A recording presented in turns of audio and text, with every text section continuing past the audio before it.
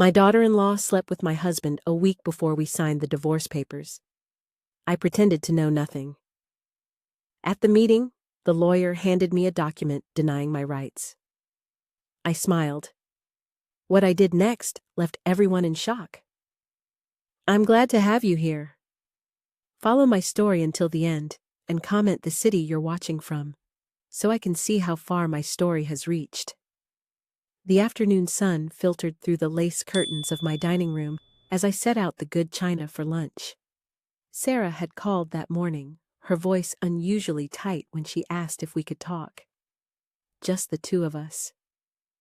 Something about her tone made my stomach clench, but I pushed the feeling aside. Sarah was my daughter-in-law Emily's older sister, and while we'd always been cordial, we weren't particularly close. I smoothed my hands over the tablecloth, the same cream-colored linen I'd used for family gatherings for 30 years. At 64, I still took pride in maintaining traditions, in creating a welcoming home. The house felt too quiet with just me rattling around in it lately. David, my husband of 42 years, had been distant for months, always finding excuses to work late or disappear into his study. And Robert, our 35-year-old son, was so wrapped up in his marriage to Emily that his visits had become perfunctory at best. The doorbell chimed, and I opened it to find Sarah standing on my front steps, clutching her purse like a shield. She looked pale, her usually perfect makeup slightly smudged around her eyes as if she'd been crying. "Eleanor, thank you for seeing me," she said, her voice barely above a whisper. "Of course, dear. Come in, come in." I led her to the dining room, noting how her hands trembled slightly as she set down her purse. "I made your favorite cucumber sandwiches and that lemon cake you complimented last Easter." She managed a weak smile but didn't touch the food I'd carefully arranged. Instead, she stared at her folded hands, her knuckles white with tension. "Sarah, what's wrong? You look like you've seen a ghost." She looked up then, and I saw something in her green eyes that made my blood run cold. Pain, guilt, and underneath it all, a desperate kind of love. "Eleanor, I need to tell you something, and I don't know how to say it without destroying everything." My heart began to pound, but I kept my voice steady. "Whatever it is, we can work through it together." Sarah let out a shaky breath, tears pooling in her eyes. "It's about Emily and David."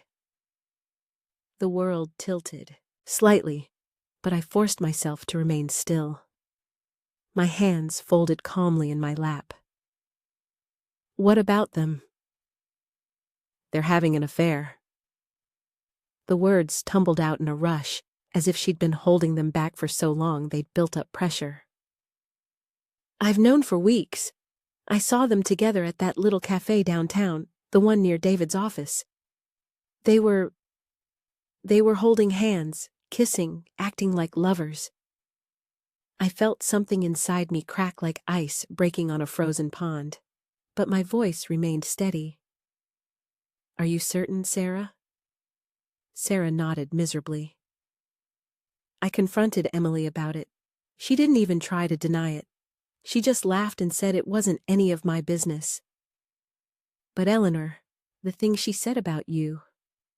Sarah's voice broke completely. "Then what things?" I asked, though part of me didn't want to know. "She said you were old and boring, that David deserved better. She said once the divorce was final, she'd make sure you got as little as possible. She's been planning this, Eleanor, the whole thing.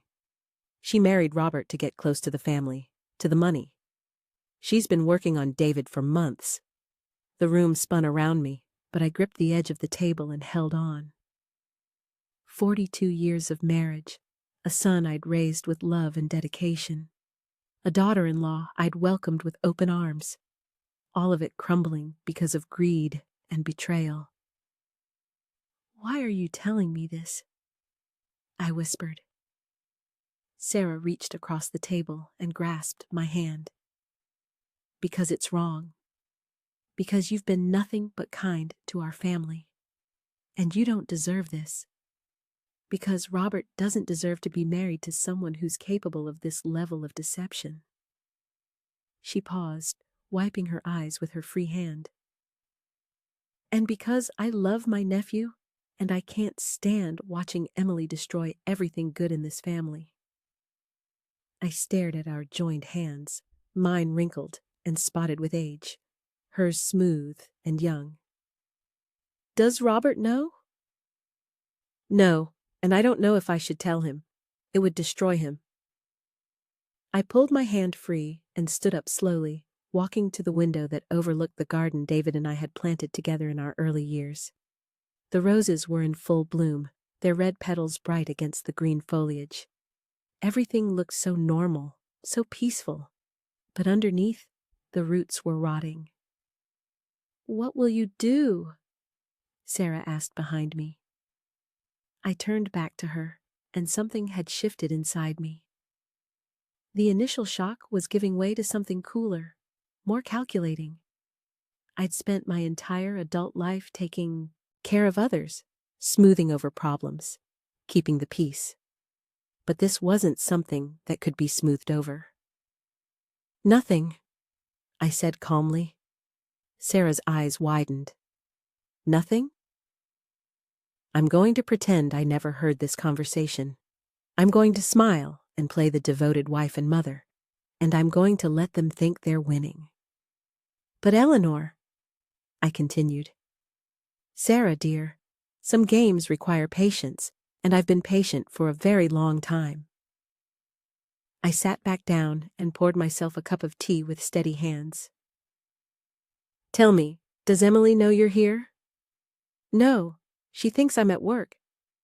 Good, it needs to stay that way. I met her eyes, and she must have seen something there that surprised her because she sat back slightly. Can you do that for me? Can you pretend you never told me? Sarah nodded slowly. But what about Robert? What about your marriage? I took a sip of tea, letting the familiar ritual calm my racing thoughts. Some battles aren't won by charging in with guns blazing, dear. Sometimes you have to let your enemies think they've already won. After Sarah left, I sat alone in my dining room for a long time, staring at the untouched cake and sandwiches. The house felt different now, as if the very walls had shifted. Every family photo on the mantel, every shared memory attached to the furniture and decorations, all of it tainted by the knowledge of what was happening under my own roof. When David came home that evening, I was in the kitchen preparing his favorite dinner, pot roast with carrots and potatoes. The same meal I'd made every Thursday for 40 years. Smells good, he said, not meeting my eyes as he loosened his tie. Long day at the office? I asked pleasantly, as if I didn't know he'd probably spent his lunch hour with my daughter-in-law. The usual. He disappeared upstairs to change, and I continued setting the table, my movements automatic and precise. When he returned, we ate in relative silence, the conversation limited to mundane topics about the weather and household repairs. But I watched him carefully now, noting things I'd overlooked before. The way he checked his phone constantly, the new cologne he'd started wearing, the fact that he no longer looked at me when he spoke. 42 years, and I was just now seeing my husband clearly. That night, as he lay beside me in our king-sized bed, I stared at the ceiling and made a decision. They wanted to play games. Fine, but they had no idea who they were playing against. Living with the knowledge of betrayal was like walking on broken glass. Every smile I forced, every pleasant conversation I maintained, cut deeper into my soul. But I persisted, playing my role as the unsuspecting wife and mother, while carefully observing the elaborate deception unfolding in my own home. 3 days after Sarah's revelation, Emily arrived for our usual Sunday dinner. She swept into my kitchen wearing a new designer dress, her blonde hair perfectly styled, her smile bright and false as costume jewelry. "Eleanor, you look wonderful," she gushed, embracing me with theatrical warmth. "I love what you've done with the flowers on the table." I returned her hug, noting the expensive perfume that clung to her skin, the same scent I'd detected on David's shirts lately. "Thank you, dear. Robert should be here shortly. Would you like some wine while we wait?" "That would be lovely." She settled herself at the kitchen island, crossing her legs elegantly. "Actually, I was hoping we could have a little chat. Just us girls." My hands remained steady as I poured the wine, though my heart began to race. "Of course. What's on your mind?" Emily took a delicate sip and leaned forward conspiratorially. "I'm worried about you, Eleanor. About you and David." The audacity of it nearly took my breath away. Here she was, the architect of my marriage's destruction, pretending to be concerned. "Oh, why would you be worried?" "Well, you two seem so distant lately. At family gatherings, there's this tension." She placed her manicured hand over mine in a gesture of false sympathy. "Marriage can be so challenging after so many years. The spark just fades." "Sometimes."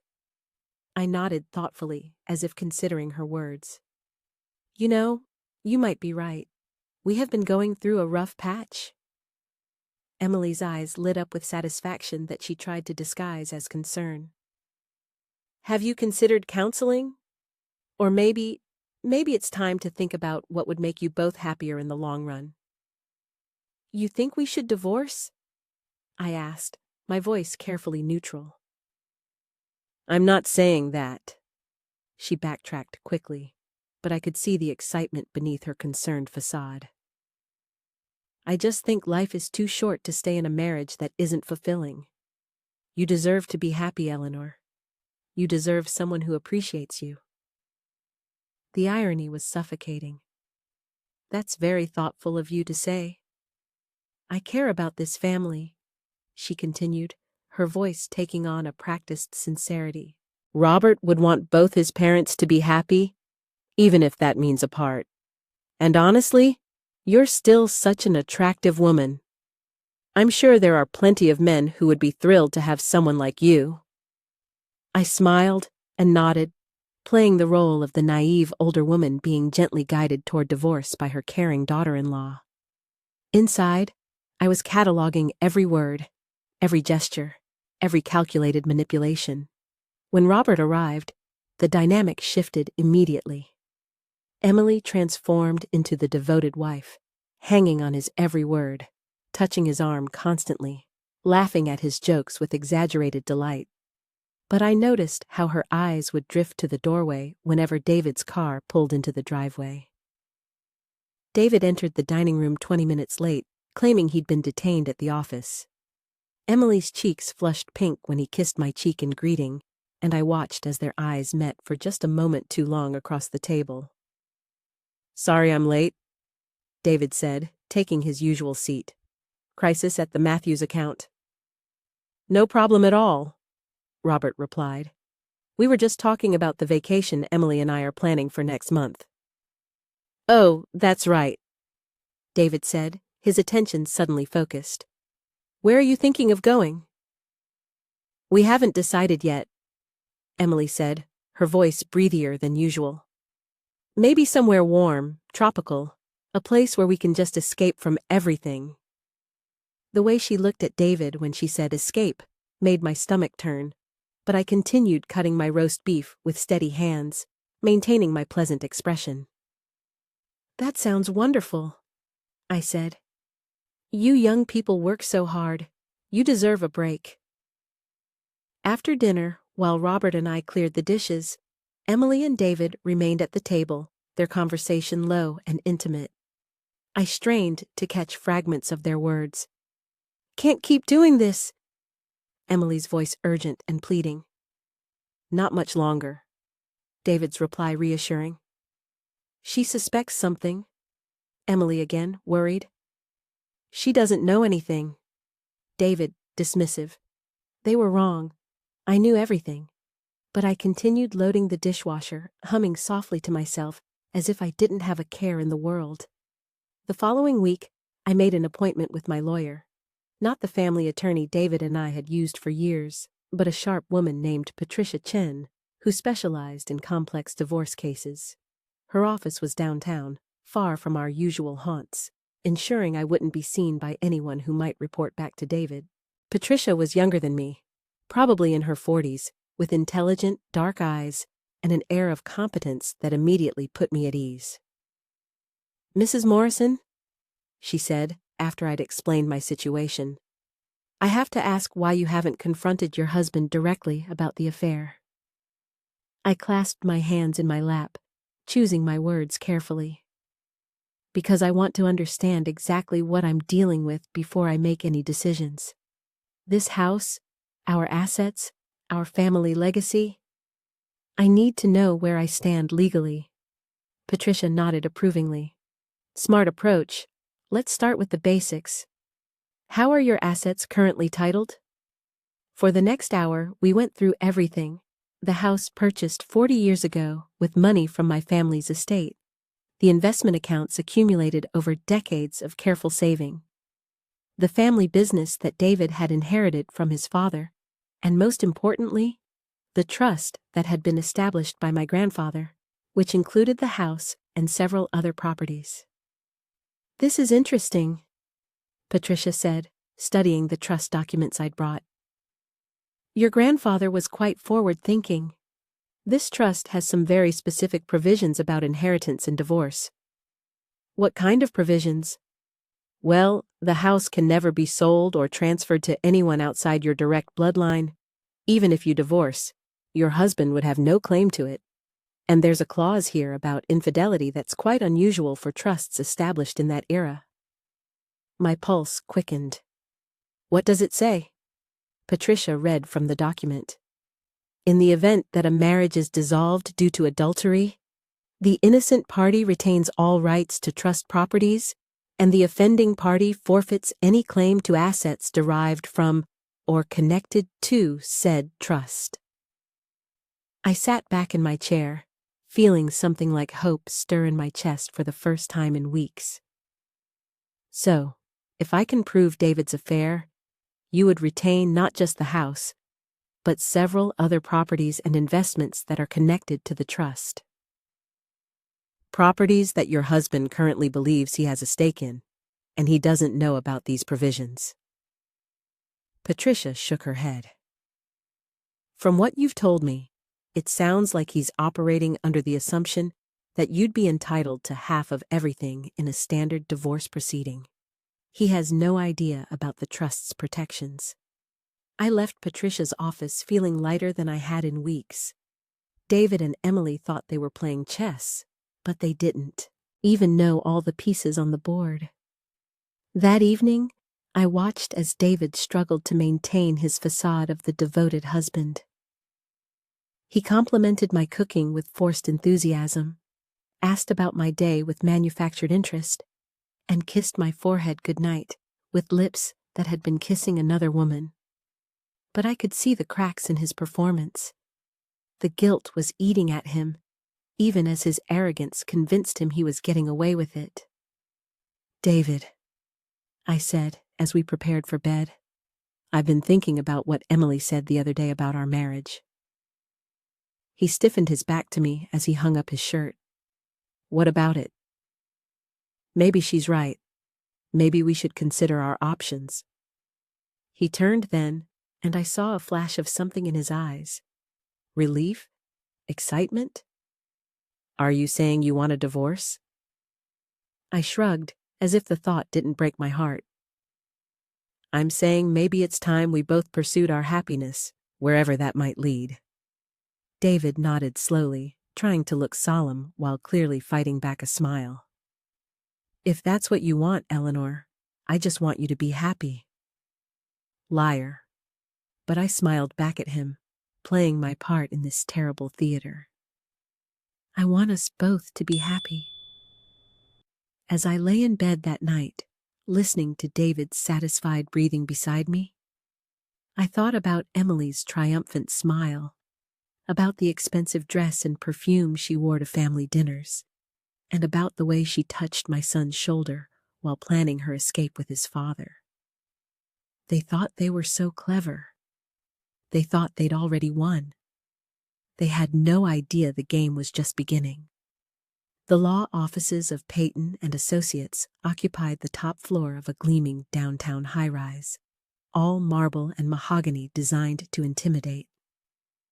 I sat in the reception area, my hands folded calmly in my lap, while David paced near the floor-to-ceiling windows, checking his phone every few seconds. He'd been on edge all morning, snapping at me over breakfast and muttering under his breath about getting this over with. Emily had insisted on coming, claiming she wanted to support Robert during this difficult time for the family. She sat beside my son now, her hand resting possessively on his thigh while she whispered reassurances in his ear. Robert looked devastated, his face pale and drawn. He still believed this divorce was a mutual decision, a sad but amicable end to a marriage that had simply run its course. If only he knew the truth. Mrs. Morrison, Mr. Morrison, a tall, silver-haired man in an expensive suit approached us. I'm Richard Peyton. Thank you for coming in today. David had chosen Peyton himself, claiming the man was the best divorce attorney in the city. What David didn't mention was that Peyton was also a longtime friend of his from their country club, a detail I discovered during my own research into the man's background. We were led into a conference room dominated by a massive table surrounded by leather chairs. Peyton took his seat at the head, spreading documents across the polished surface with practiced efficiency. David sat to his right, while I took the chair directly across from them. Robert and Emily positioned themselves at the far end of the table, close enough to observe, but removed from the main proceedings. Before we begin, Peyton said, his voice carrying the smooth authority of someone accustomed to controlling rooms full of people, I want to ensure everyone understands that this is intended to be an amicable dissolution. Both parties have expressed a desire to handle this matter with dignity and fairness. I nodded graciously. Of course, that's what we both want. David shot me a quick glance, probably surprised by my cooperative tone. He'd been expecting resistance, arguments, tears. Instead, I'd been nothing but reasonable since agreeing to the divorce, which had clearly unsettled him. Excellent, Peyton continued. Now, let's review the proposed settlement. He slid a thick folder across the table to me. As you'll see, we've attempted to divide the marital assets equitably, taking into consideration the length of the marriage and both parties' contributions. I opened the folder and began reading, my expression neutral, even as the words on the page made my blood boil. According to Peyton's proposal, I would receive the small downtown condo we'd purchased as an investment property 15 years ago, along with half of our joint savings account and a modest monthly alimony payment. David would retain the family home, the business, the vacation properties, and the majority of our investment portfolio. This seems rather one-sided, I said mildly, not looking up from the documents. Peyton cleared his throat. I understand your concern, Mrs. Morrison, but we have to consider the reality of the situation. Your husband has been the primary breadwinner throughout the marriage, and the business requires continuity of leadership.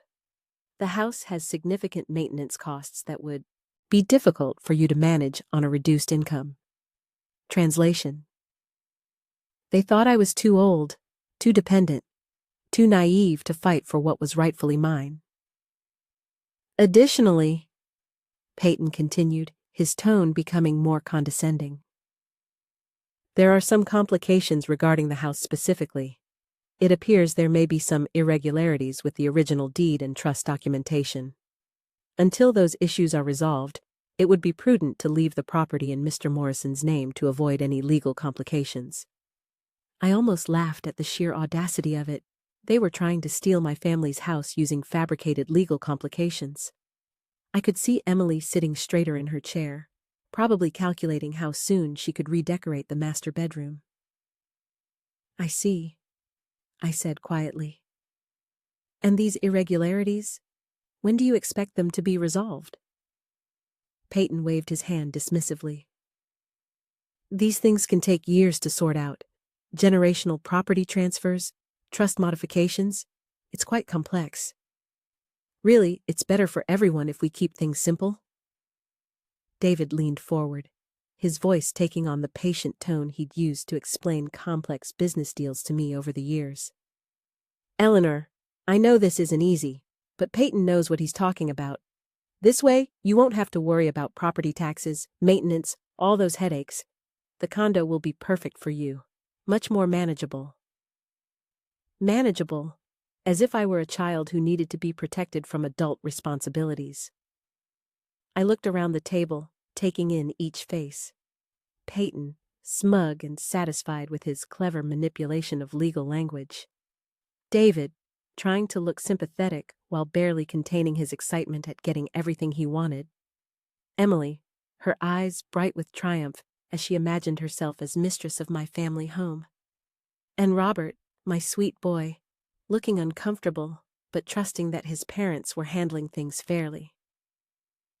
"Well," I said, closing the folder with a soft snap, "I suppose you've thought of everything." Peyton smiled, probably thinking he'd won. "We've tried to be thorough." "Yes, of course, you're welcome to have your own attorney review the documents, but I think you'll find everything is quite standard for a case like this." A case like this, a devoted wife of 42 years being discarded so her husband could play house with their son's wife. "That won't be necessary," I said, reaching for the pen Peyton offered. "Where do I sign?" The room went silent. Even Emily looked surprised by my immediate capitulation. "Are you sure, Mom?" Robert asked, his voice uncertain. "Maybe you should take some time to think about it." I turned to my son, this good man who still believed in fairness and honesty because I'd raised him, and smiled.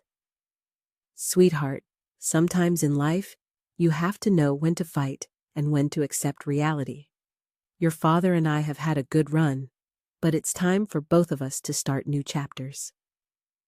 David was frowning now, clearly puzzled by my easy surrender.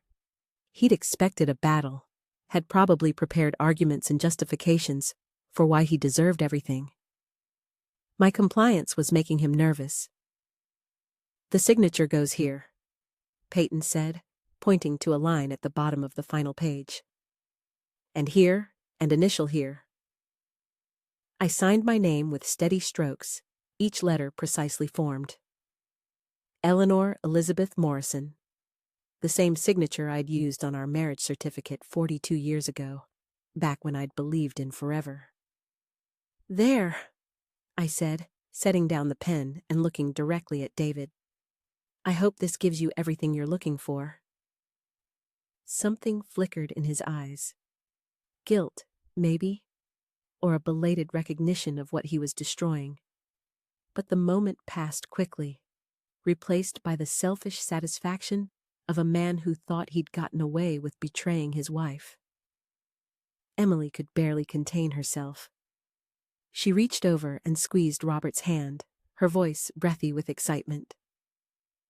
"I'm so proud of how maturely you're both handling this. It takes real strength to put family first." Family first. The woman who was sleeping with her father-in-law was lecturing me about putting family first. "Thank you, dear," I said warmly. "That means so much coming from you." As we prepared to leave, Peyton gathered the signed documents with obvious satisfaction. "I'll file these with the court tomorrow. The divorce will be final in approximately 30 days. Will be final in approximately 60 days. 60 days until David was free to marry his son's wife. 60 days until Emily thought she'd be living in my family home. 60 days until they discovered that some games have rules the players don't even know exist. Outside the building, Robert hugged me tightly, his eyes wet with unshed tears. "Mom, are you okay? You seem so calm about all this."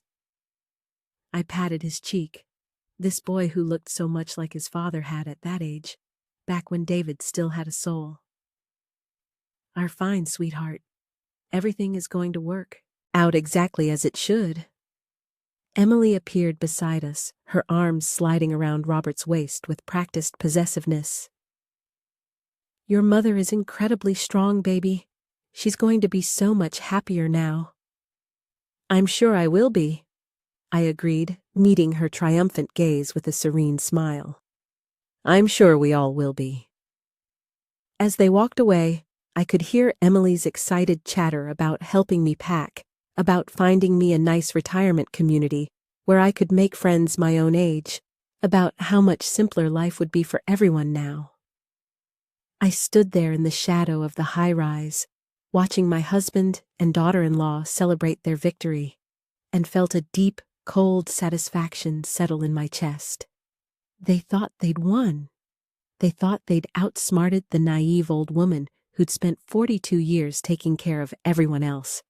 They had no idea that in exactly 60 days, when their divorce became final and they tried to claim their prizes, they would discover that some property belongs not to husbands or wives, but to bloodlines that stretch back generations.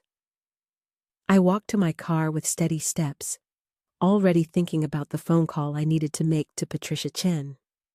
There were preparations to complete, documentation to gather, and a few more moves to make in this chess game they didn't even know they were losing. The real show was about to begin. 2 weeks after signing the divorce papers, I was tending to my rose garden when I heard the sound of tires crunching on gravel. Robert's car pulled into the driveway, but something was wrong. Instead of his usual cheerful wave, he sat behind the wheel for a long moment, his hands gripping the steering wheel as if it were the only thing keeping him upright. When he finally emerged, I could see that my son was broken. His usually pristine appearance was disheveled, his shirt wrinkled, his hair uncombed. But it was his eyes that broke my heart.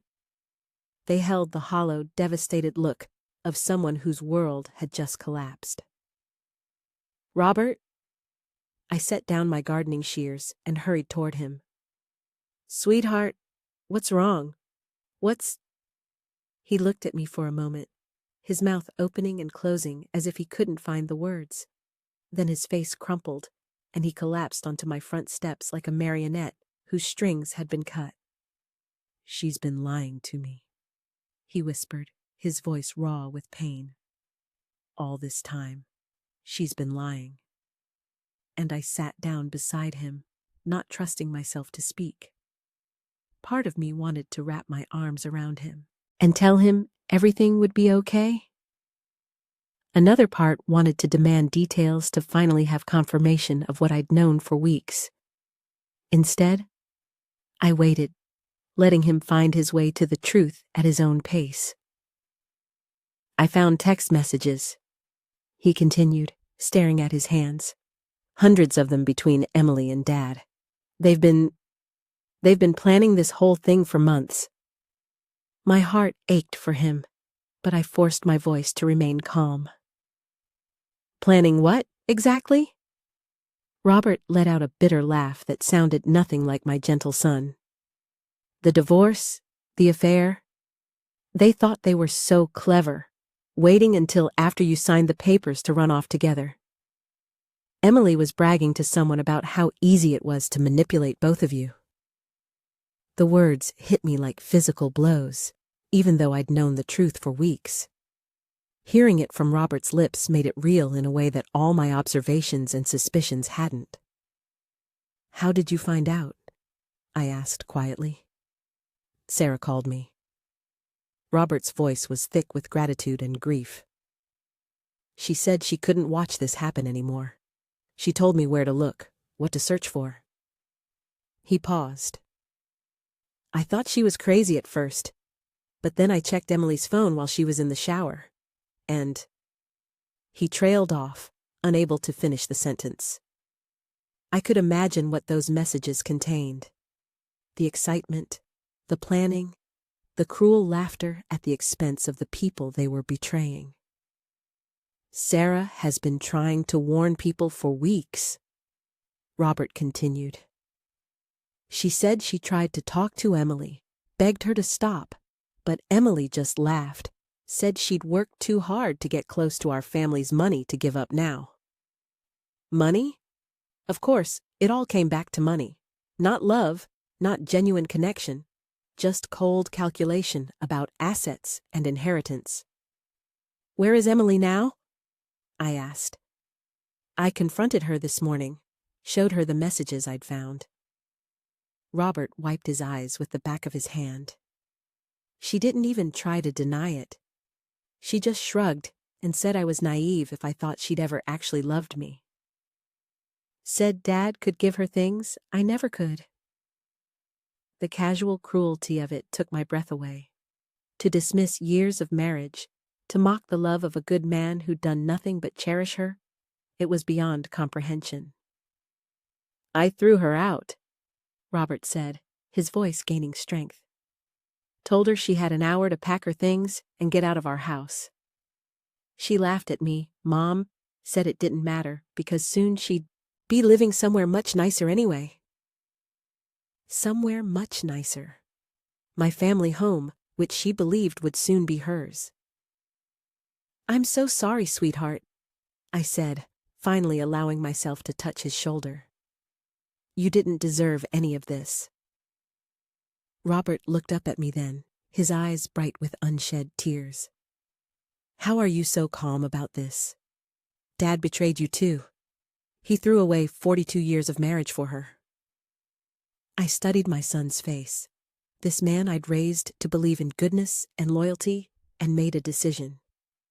He deserved to know that he wasn't alone in this, that someone else was fighting for what was right.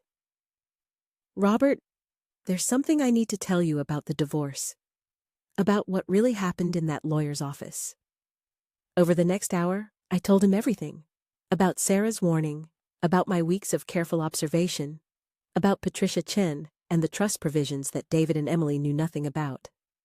Robert listened in stunned silence as I explained how I deliberately played the role of the naive, defeated wife while gathering evidence and preparing my real response.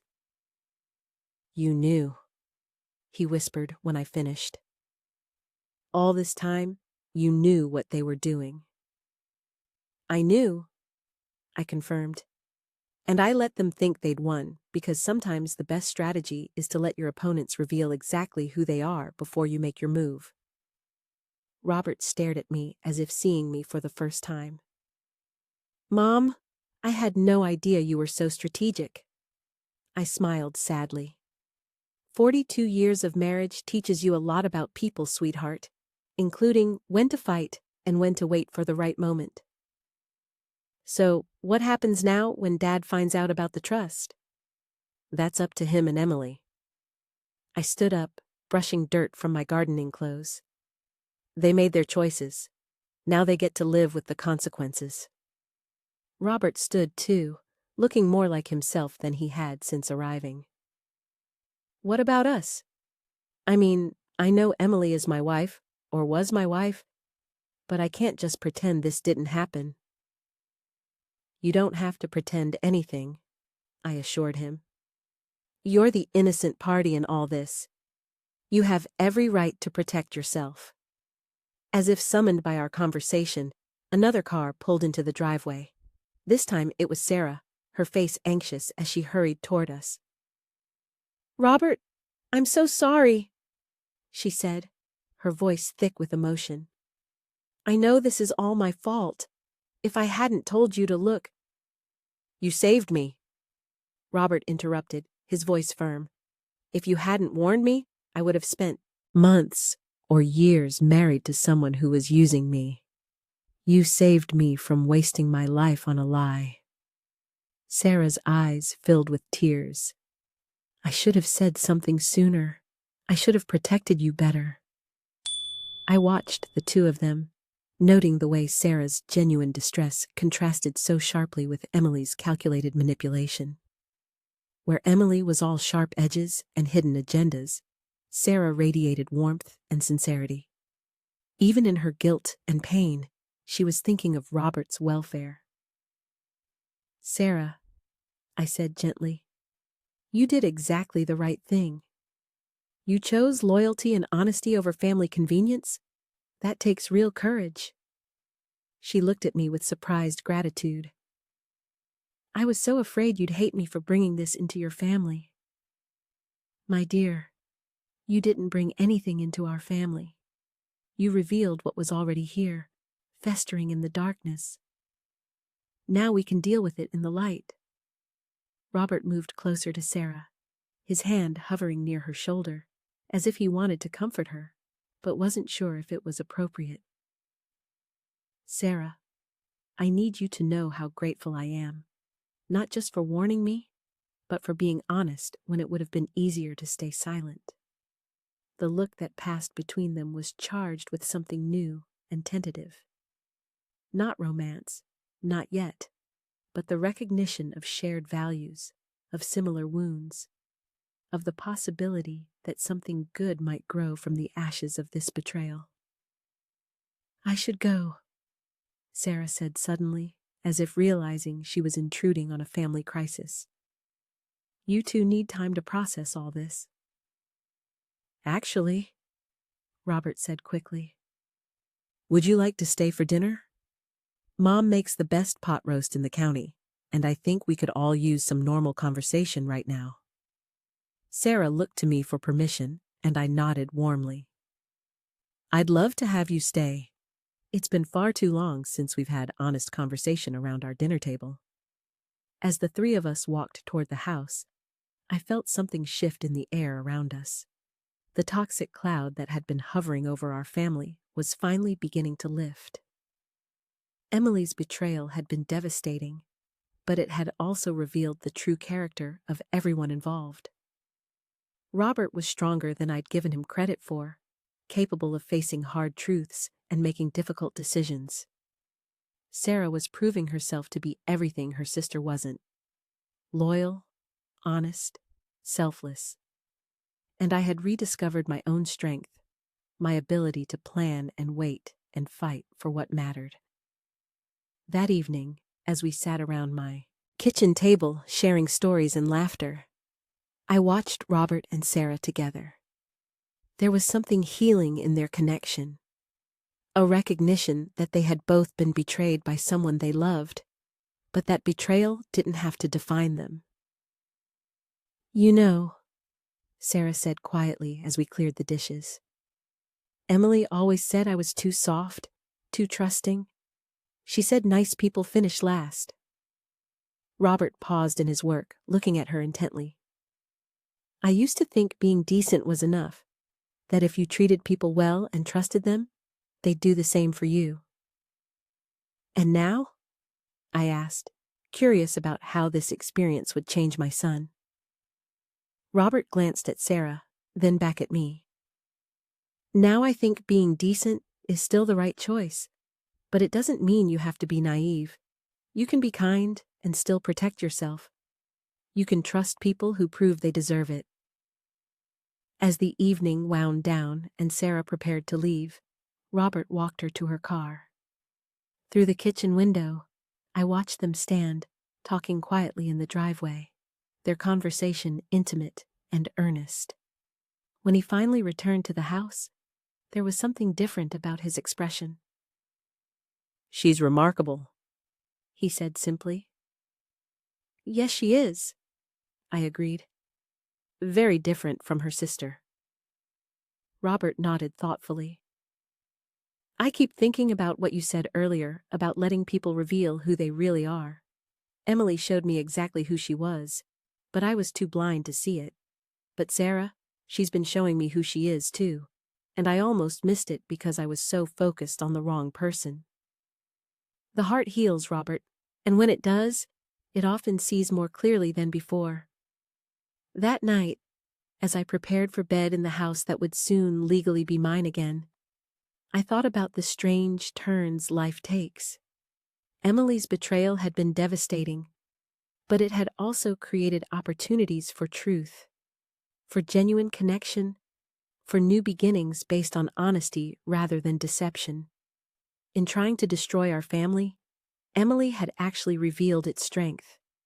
She'd stripped away the pretenses and false loyalties, leaving only what was real and worth preserving.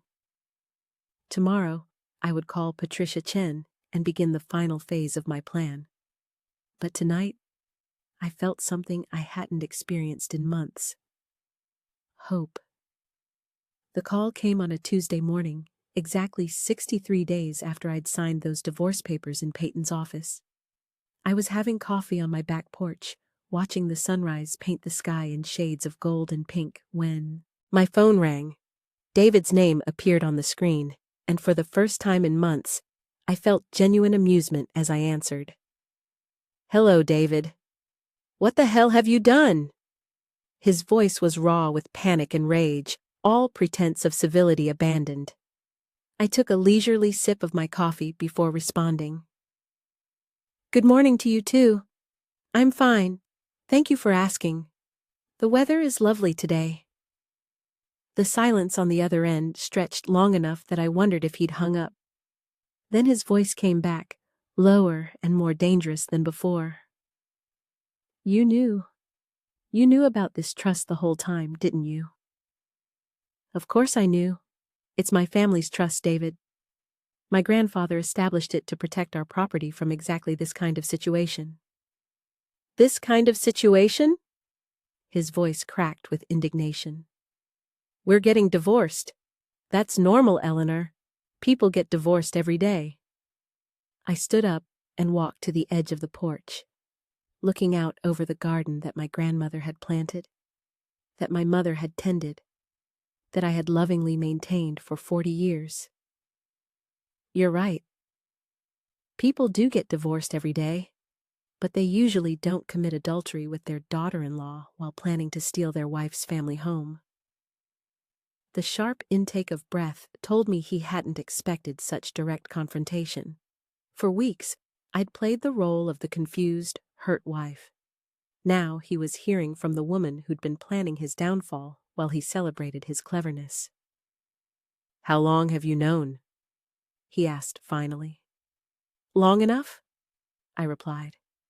"Long enough to document everything. Long enough to protect what matters. Long enough to watch you and Emily plan your little future together in my family's house." "Our house," he corrected automatically, but there was no conviction in his voice anymore. "No, David, never our house. The deed has always been in trust. You were allowed to live here as my husband, but you never owned so much as a single brick. And now that you've chosen to end our marriage through adultery, you've forfeited any right to remain here." Another long silence. Then, in a voice that sounded like a man watching his world collapse, "Where am I supposed to go?" The pathetic quality of the question almost made me feel sorry for him. Almost. "I imagine you and Emily will figure something out. You're both so clever after all." "Eleanor, please, can't we work something out?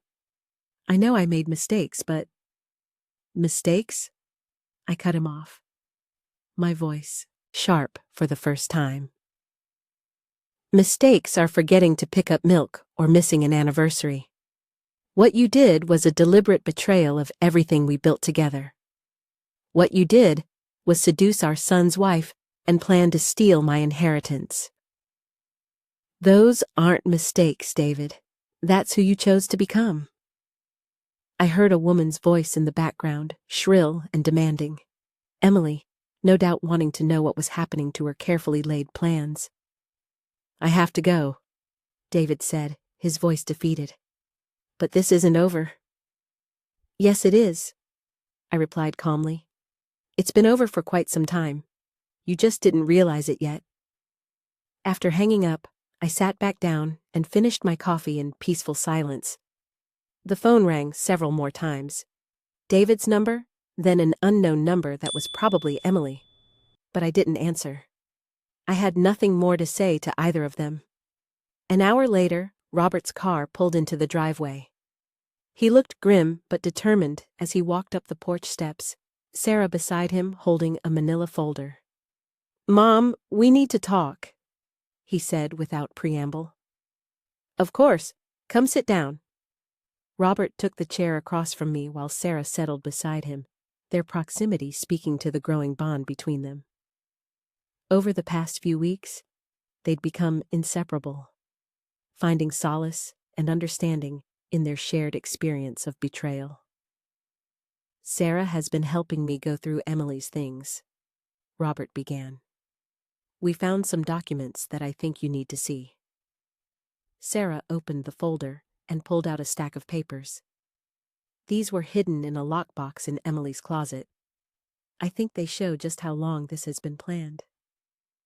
The first document was a copy of my grandfather's will, annotated in Emily's handwriting with notes about property values and inheritance laws. The second was a meticulously detailed timeline, showing when she'd planned to seduce David, when they'd initiate divorce proceedings, and when they expected to take possession of the house. But it was the third document that made my blood run cold. It was a life insurance policy on me, taken out by Emily 6 months ago, enlisting herself as the beneficiary. "She forged your signature," Sarah said quietly. "I checked with the insurance company. They have no record of you ever agreeing to this policy." Robert's face was pale with fury. "She wasn't just planning to steal from you, Mom. She was planning to—" He couldn't finish the sentence. I stared at the policy, feeling a chill that had nothing to do with the morning air. The woman I'd welcomed into my family, whom I'd treated like a daughter, had been planning not just my financial ruin, but potentially something far worse. "There's more," Sarah continued, pulling out a printed email. "This is from a private investigator Emily hired to look into your family's assets. She's been researching the trust for months, trying to find loopholes." The investigator's report was thorough and chilling. It detailed not just the trust provisions, but my daily routines, my medical history, my relationships with neighbors and friends. Emily had been studying me like a predator studies prey. "Robert, I need you to take these documents to the police," I said, my voice steady despite the turmoil in my chest. "The forged insurance policy alone is a felony." "Already done," he replied. "I called Detective Martinez this morning. He's opening an investigation into identity theft and insurance fraud." We sat in silence for a moment, absorbing the full scope of Emily's betrayal. She hadn't just been unfaithful. She'd been systematically planning to destroy our entire family. "There's something else," Sarah said hesitantly. "Something I probably should have told you weeks ago." Robert took her hand encouragingly. "Go ahead. Emily isn't just manipulative and greedy. She's dangerous. This isn't the first time she's done something like this." Sarah's voice was barely above a whisper. "Our Aunt Eleanor died 2 years ago. Sudden heart attack. Very unexpected. Emily was taking care of her at the time, helping with her medications." The implications hung in the air like a toxic cloud. Robert's grip on Sarah's hand tightened. "The doctors said it could happen to anyone," Sarah continued. "Aunt Eleanor had a heart condition, and sometimes these things just happen. But afterward, Emily inherited Aunt Eleanor's house and her savings, and she seemed so pleased about it. Not grief-stricken like you'd expect, but satisfied." "Did you tell the police about this?" I asked. Sarah nodded. "Detective Martinez is looking into Aunt Eleanor's death too. He said they might be able to exhume the body if they find enough evidence to warrant an investigation." We were interrupted by the sound of a car pulling up the driveway with unnecessary aggression. Through the trees, I could see David's Mercedes, followed by a small, moving truck. Emily emerged from the passenger seat like a fury, her perfect facade finally cracking to reveal the calculating predator beneath. "That's my cue to go inside," I said, standing. "Robert, would you and Sarah mind handling this? I don't think I can look at either of them right now without saying something I might regret." From my living room window, I watched the confrontation unfold on my front lawn. Emily was screaming at Robert, her face twisted with rage as she pointed at the house. David stood beside the moving truck, his shoulders slumped in defeat. Two burly movers waited uncertainly, unsure whether to unload their cargo. Robert's voice carried through the glass, calm but implacable. "You're not welcome here, Emily. Neither of you are. This is my house!" Emily shrieked. "We signed papers. It's ours." "No," Sarah said, stepping forward to stand beside Robert. "It never was, and it never will be." The look Emily gave her sister was pure venom. "You did this. You poisoned them against me. You're just jealous because I found a way out of our pathetic family, and you're still stuck being nobody." "I'd rather be nobody than be you," Sarah replied quietly. Emily lunged forward as if to attack her sister, but Robert stepped between them, his presence enough to stop her advance. For a moment, the three of them formed a tableau. Robert and Sarah united in their strength and integrity. Emily isolated in her rage and desperation. "Get off my property," Robert said, his voice carrying an authority I'd never heard from him before.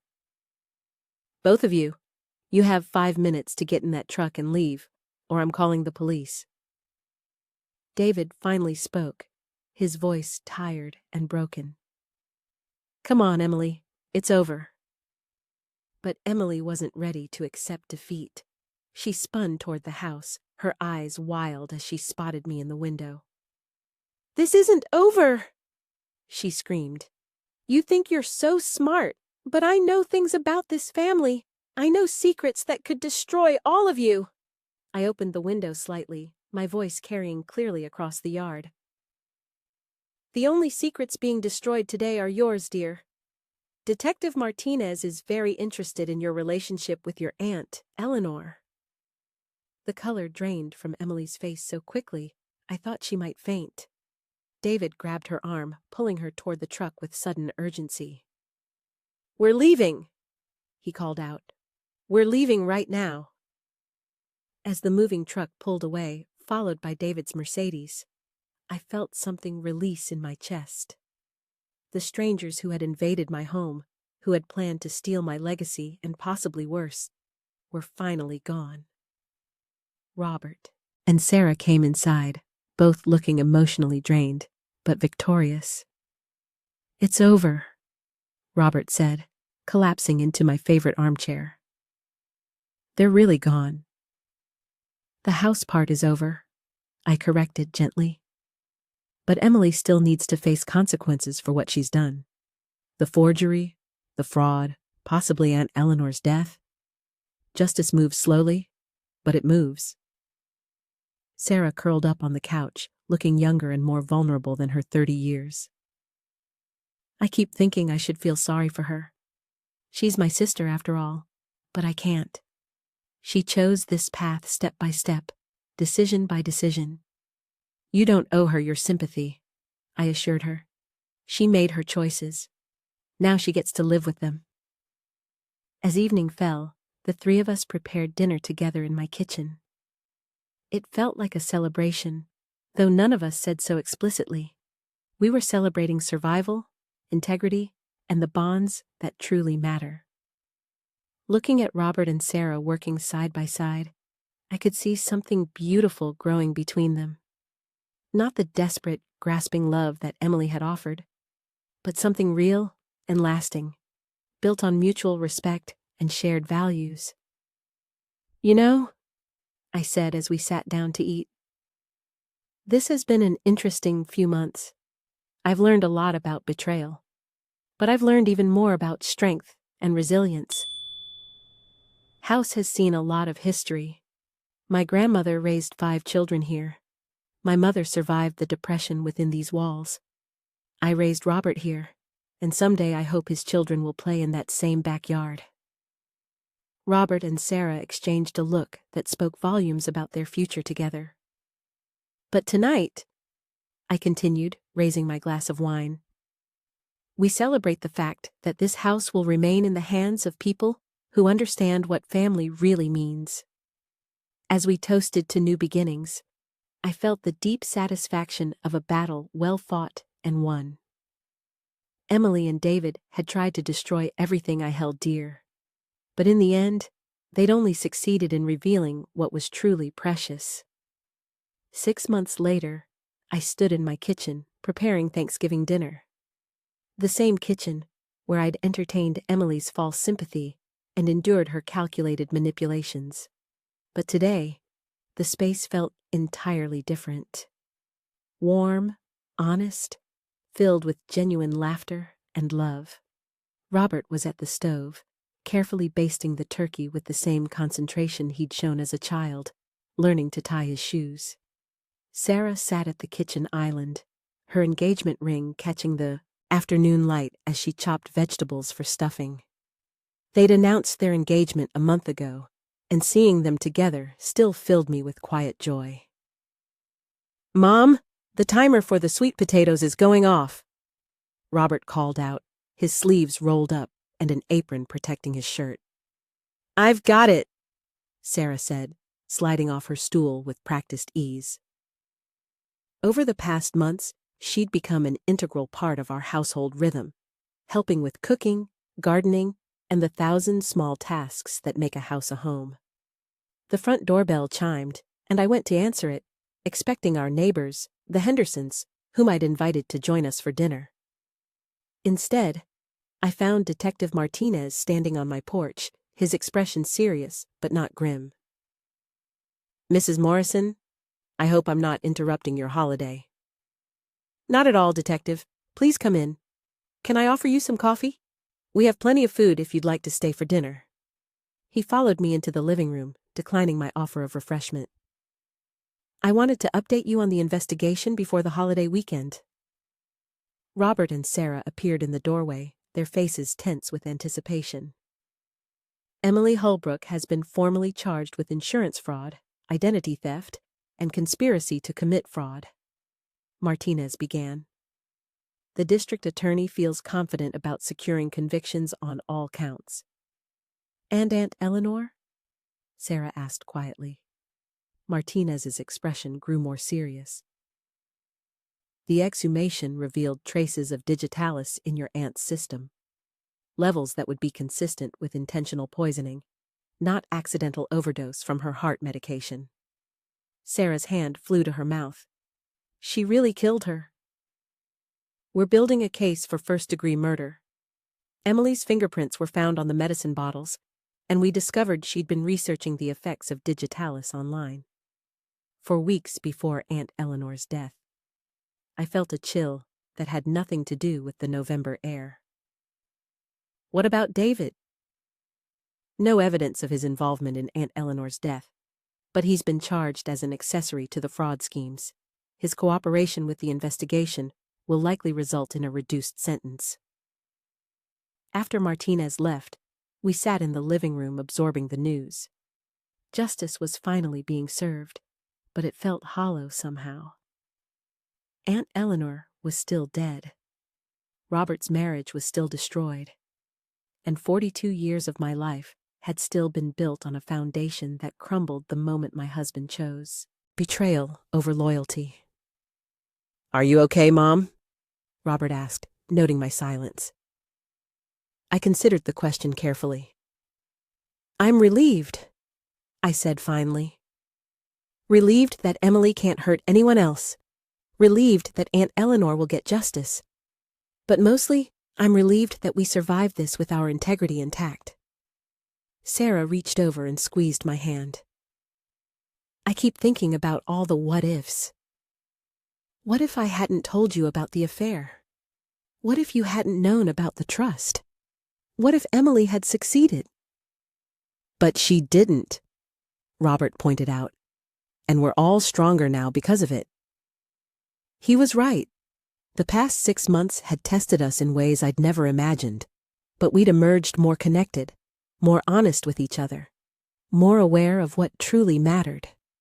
The Hendersons arrived shortly after, followed by Patricia Chen and her husband, whom I'd invited after discovering we shared a love of gardening. The dining room filled with conversation and laughter, the kind of genuine warmth that can't be manufactured or manipulated. As we sat down to dinner, I looked around the table at the faces gathered there.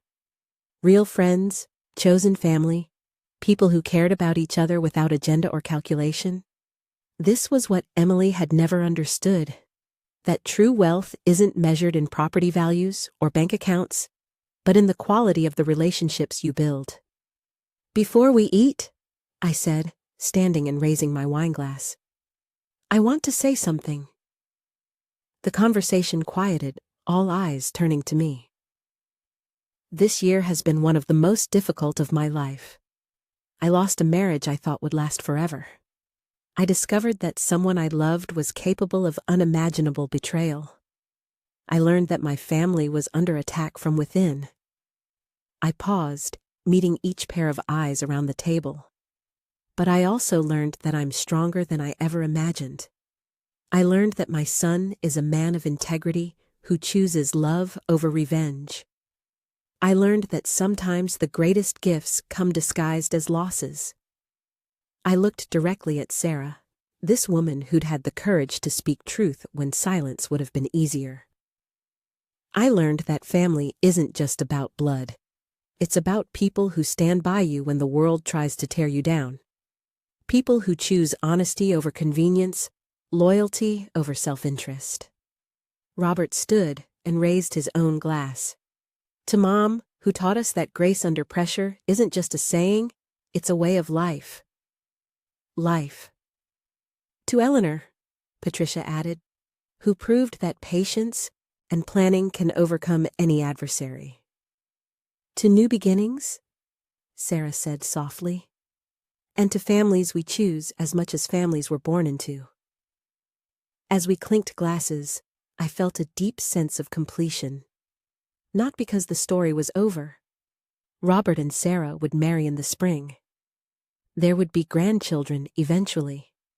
Life would continue with all its joys and challenges. But because I finally understood who I was, beyond being David's wife or Robert's mother. I was Eleanor Morrison, keeper of my family's legacy, protector of what mattered, survivor of betrayal, and architect of my own future. After dinner, as our guests prepared to leave, Patricia pulled me aside. Have you given any thought to what you'll do with the downtown condo? She asked. The one from the divorce settlement? I smiled. I'm thinking of turning it into a refuge for women who are rebuilding their lives after divorce. Nothing grand or institutional, just a quiet place where someone can stay while they figure out their next chapter. Patricia nodded approvingly. Emily probably thought she was taking something valuable from you with that settlement. She had no idea she was giving you away to help other women in similar situations. Ironic, isn't it? Her greed became the foundation for something genuinely useful. Later that evening, after Robert and Sarah had gone home to their apartment, I walked through the quiet house, turning off lights and checking locks. The same ritual I'd performed for 40 years. But now it felt different. Peaceful rather than routine. Secure rather than automatic. In my bedroom, I opened the jewelry box where I kept my most precious possessions. Past the pearl necklace my mother had given me, past the gold bracelet from my grandmother, I found what I was looking for. My original wedding ring, the simple gold band David had placed on my finger when we were both young and full of dreams. I held it up to the lamplight, studying the inscription inside. Forever and always. Forever had lasted 42 years. Always had ended the day he chose another woman over his family. But that didn't erase the good years, the love that had been real, even if it hadn't been permanent. I placed the ring back in the box, not with anger or sadness, but with acceptance. That chapter of my life was closed, but the story continued. My phone buzzed with a text message from Robert. "Thank you for an amazing Thanksgiving, Mom. Sarah and I are so grateful to have you in our lives." I typed back, "Thank you for becoming the man I always knew you could be. Sleep well." A second message appeared, this one from Sarah. "I never had a mother who believed in me the way you do. Thank you for showing me what real strength looks like." I wiped away the tears that sprang to my eyes. At 64, I was discovering that some of life's greatest gifts come in the second act. When you finally understand what you're worth and refuse to accept anything less. The house settled around me, peaceful and secure. Around me with familiar creaks and sighs, the sounds of a structure that had weathered many storms and would weather many more. I thought about my grandmother, who'd raised 5 children in this house during the Depression.